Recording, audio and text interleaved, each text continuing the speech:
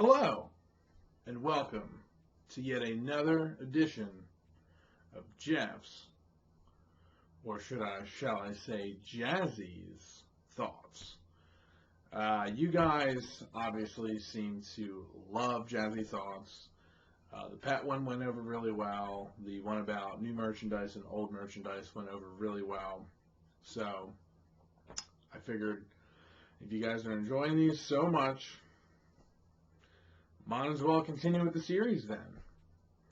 So this video I toyed with multiple times. I wasn't sure exactly what I wanted to do with this. I was thinking of starting up a new video game series where I focus on Atari stuff, and I will eventually do something like that. But just with everything happening in my life right now, I just really don't have time to go down that avenue. However, little news, the next season of the DVD drinking series is on its way.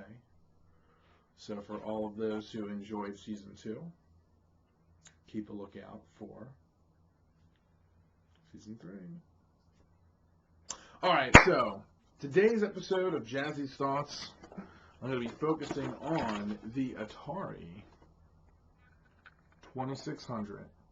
Obviously, this is the Vader model that I own, which is all black, and it is the classic 4-switcher, of course. Even though there are other 6 switches, well, the original one was called the 6-switch, but even though the other 2 switches are on the back here. So, I guess it's still kind of considered a 6-switcher? I don't know. Either way, this is what today's episode is about. Atari peripherals, or more so, Atari controllers. Let's get into it. Obviously, you guys are very familiar with the classic Atari controller. You know, you got that nice, stiff, hard joystick that doesn't ever want to fucking cooperate. You got that nice red button that just for some reason feels so right to hit. You know, obviously the system had the design of pick up and play. A little bit of a short cord, but obviously you were supposed to play with the system close to you or on your lap. This is sort of reminiscent of the 70s era, late 70s, early 80s, where, you know, they didn't have these crazy cords and systems and stuff running across the room. It was more of like a coffee table type setup. So, anyhow, you guys know this. This is known as the joystick controller. And obviously, I'd say a good chunk of the library focuses around the joystick. And the games that I'll be focusing on today are mostly the racing games. So there'd be games like slot racers, which you can control the car with a joystick. This one, I believe, was a up and down vertical racer. Games like Grand Prix, which obviously is a little bit more involved with the CPU. This one's a horizontal across the screen. And then Dragster, which is pretty much exactly what it sounds like. You drag race against another player, or the CPU.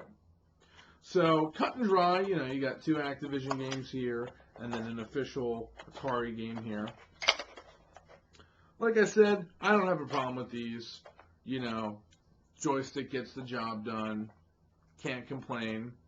You know, not a huge racing fan, and a lot of the racing games do tend to overlap a little bit within the Atari library, which is going to happen. I mean, even to this day, racing games aren't really a whole lot different from other racing games. Once you've played one, you've pretty much played them all.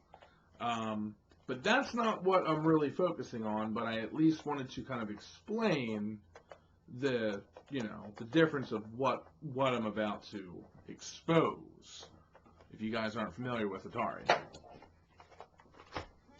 Then over here, we have more driving games. This one is Night Driver. I actually really enjoy this game a lot. And then over here we have Street Racer, which I don't know a ton about. I need to go back and actually play this one a little bit more. But both games, if you look closely, say, use paddle controllers. So if you plug these in and you try to use this will not work. So now you have to unplug that and plug in the paddle controllers. But I'm sure you're asking, well, Jeff, what's a paddle controller? Paddle controllers are right here. Now, most Ataris did come with the paddle controllers, and you could also purchase them separately. So it wasn't a huge ordeal, although I will say it's a whole lot of wiring. Yes, this is all one piece. This is not two separate controllers. These are all one piece. So you would also have to have these, handy. And obviously, if you look at them, they say the word paddle right there, and they have little tennis rackets on them. There was some other games that did require the paddle controllers, not just racing games, but I'm just bringing this up for the sake of the argument that obviously I have a total of 5 racing games here.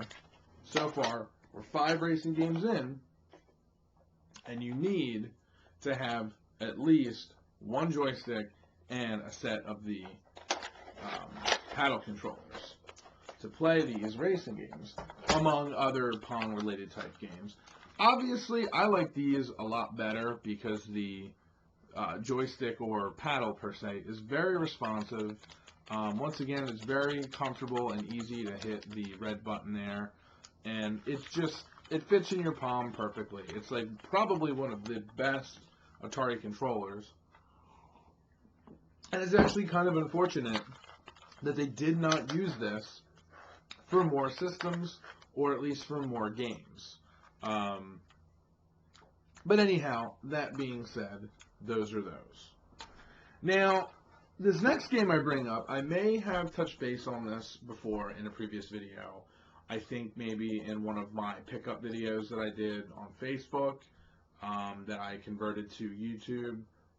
It might have been the one where I went to Camp Hill, Pennsylvania. I don't remember, but either way, I just tend to come back to these topics again and again. However, the big difference between this video and that video is I did not have the actual controller to show you guys, but I have the controller today. So first up, before I show you the final game, let me get one other cool thing out of the way here. So obviously, you guys are familiar with this. Once again, I'm pulling out Sega Genesis shit. And I'm sure a lot of you are wondering, Jeff, this video is clearly about Atari. You're talking about Atari games. Why then the hell are you bringing up the Sega Genesis? Well, the whole reason why is it's actually very, very interesting. If you look at the Sega Genesis controller port here, and then you look at the Atari 2600 controller port here. I can get both of those in the shot. Maybe not. They obviously look almost completely identical. And it is because they pretty much are. Both Sega Genesis as well as Atari, and as well as the Sega Master System, all used this same kind of idea, technology. I forget what the name of it is. There's a term for it. But they all used this technology in their controllers. And you can actually plug in Sega Genesis controllers and play Atari games with this, which is actually really awesome. Because if you're a modern gamer and you're used to this kind of tech, or you just don't like this and you find it annoying or uncomfortable to use, you can still enjoy all of your 2600 games and use the very, very comfortable Sega Genesis controller. I know a lot of people don't like the Sega Genesis controller, and I know it's not the standard, but I like it, and I think it's really comfortable. It is a little big, but I just like the curvature of it. I find myself, for long marathon playing, or just in general, my hand doesn't kind of cramp up as much, whereas the Nintendo controller is very tiny. Oh, look at that. I got a Nintendo controller right here. So as you guys can tell, this is a great controller, classic. It's very hard to shit on it. But I will say the blocky design, the tiny design, just kind of make it for just kind of a awkward to play it after a while. Not to mention there's a lot of games that require you to rock the D-pad or press the D-pad along with these. There's other games that kind of require you to almost hold the controller like this because you have to like hit these while you're moving. I mean, there's a lot of crazy Nintendo games, and the fact that this was the controller to control all of them, I find it crazy. I recommend people to pick up the NES Max controller. I totally recommend to pick this up. This is about as close as you're going to get to a modern controller, aside from the T-Bone controller that came with the top loader, which that's even harder to find. This controller I absolutely love, and I was actually lucky enough to grow up with one of these because when I got my Nintendo from my uncle, he had a controller like this. I don't know what it is. These things are just so comfortable and interesting to kind of rest your fingers on. You know, the A and B button are just in the perfect spot. Select and start is. Obviously, you have the turbo buttons you can just press and hold. The only complaint is I don't like this D-pad. You're supposed to obviously keep your thumb here and move it around, but it's awkward and strange. I find myself pretty much just moving my thumb in a circle when I use this controller. So, once again, had they just put a normal crosshair on it, I would have been happy. But they tried to go with this weird new design, and it just didn't really get the job done for me. But, like I said, they're both cool controllers, and I'm getting way off topic. So, as always, the video could have easily been a 5-minute long video. I spent an extra 5 minutes talking about all this other bullshit. Getting back to the video, so now, this other game, like I said, that I brought up before because I found it at a thrift store for whatever and picked it up, I have Indy 500. So it looks just like a normal racing game. You know, looks like any other racing game that you would find on the Atari. However, to the naked eye, if you look very close, it says use with driving controllers. Yes, that's right, ladies and gentlemen. Use with driving controllers. And let me tell you, there's not a whole lot of games that require the driving controllers because it's strictly made for driving. You can't play Pong with it. You can't play Pitfall with it. You can't play Mario Bros with it. You can't play Donkey Kong with it, or Pac-Man, or any of the classic Atari 2600 games like E.T. But they decided to make some racing games that required you to have the fucking driving controller. You would need to have that stupid controller to play that game. Well, folks, I was lucky enough to find it. And there it is. The Atari 2600 motherfucking driving controller. Like, seriously? Like, really? They had to go and make this. Why couldn't they just fucking put the game out and make it compatible with the fucking paddle controller? These are the exact same fucking thing. There's absolutely nothing different at all whatsoever in these fucking controllers. But some fucking how, there's some piece of technology in this or in this game, and it does not allow you to use any other controller because I've tried. Oh, believe me, I've tried. And I was going to record myself trying, and I figured it would take way too long, and fuck all that. But just take my word for it. It does not work. You absolutely need to fucking have this. And after finally fucking getting this, and finally fucking playing this, it's not worth it.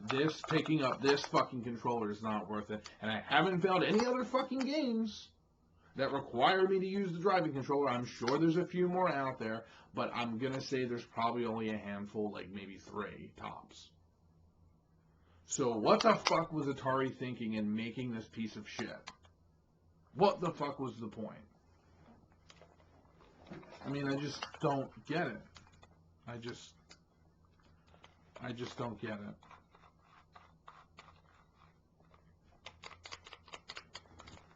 So today's Jazzy Thoughts is why Atari? Why would you make this? And it's not just Atari. It's all video game companies. They always make weird peripherals. And then they say you have to fucking buy that particular controller, or you have to buy that particular peripheral in order for the game to work, or you got to buy this additional thing in order to get your Apple product to work, or you got to download this fucking thing from Microsoft to make a Windows product work, and it's just annoying. And it's one of those things that we'll just always have to deal with from generation to generation. Of weird technology and just weird fucking shit that somebody in a fucking office somewhere was like, you know what would be cool? To develop a game where you need a special controller to play said game. Great. Awesome. Well, ladies and gentlemen, I don't got anything else to say. I'm done. Fuck this. Fuck this stupid controller. Thanks for watching. I'm gonna go play some Atari games now. Take care. Check out my new microphone.